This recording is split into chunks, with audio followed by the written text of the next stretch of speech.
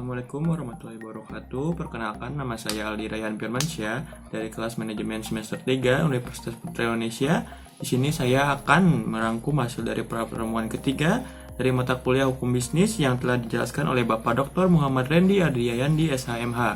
Materi yang saya akan sampaikan adalah Hukum Bisnis tentang tugas dan wewenang Balai Besar Pengawasan Obat dan Makanan dalam mengawasi makanan yang mengandung zat berbahaya. Namun materi yang saya akan sampaikan dari aspek kesimpulan dan saran. Kesimpulan yang pertama, tugas dan wewenang secara umum Badan POM diatur dalam Peraturan Presiden Nomor 80 Tahun 2017. Tata kerja organisasi Badan POM diatur dalam Peraturan Kepala Badan Pengawasan Obat dan Makanan Nomor 29 Tahun 2017.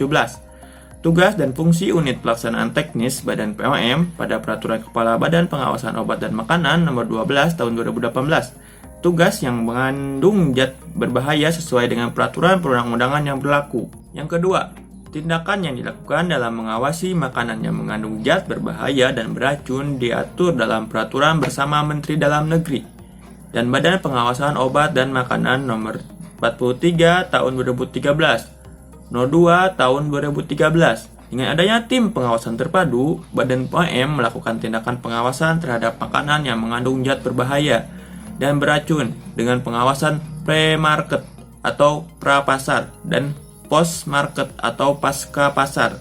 Tindakan yang sudah dilakukan oleh Badan POM hanya kurang maksimal. Selanjutnya saran.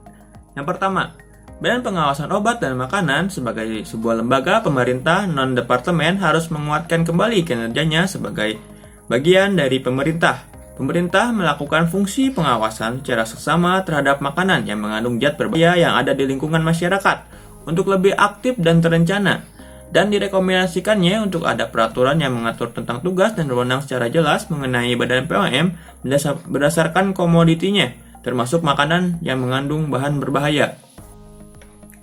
Yang kedua, dalam rangkaian meningkatkan jaminan obat dan makanan yang aman, sehat, bermanfaat, dan bermutu, Badan POM hendaknya terus memperkuat tindakan yang dilakukan dalam pengawasan obat dan makanan melalui penguatan regulasi atau standar, penguatan pengawasan pra-market, penguatan pengawasan post-market, penegakan hukum, serta pemberdayaan masyarakat. Adapun regulasi yang dilakukan adalah belum ada undang-undang yang spesifik yang mengatur pengawasan obat dan makanan yang dapat menjadi landasan dalam mengatur pelaksanaan pengawasan obat dan makanan yang efektif dalam rangka perlindungan konsumen, norma, standar, prosedur, dan kriteria atau NSPK. Terkait dengan undang-undang kesehatan, undang-undang pangan, undang-undang perlindungan konsumen, serta peraturan undang-undang terkait pengawasan obat dan makanan. Sekian dari saya, mohon maaf bila ada salah dalam pengucapan gelar atau nama atau kurang dimengerti dan kurang jelas. Wabillahi taufiq wal hidayah. Wassalamualaikum warahmatullahi wabarakatuh.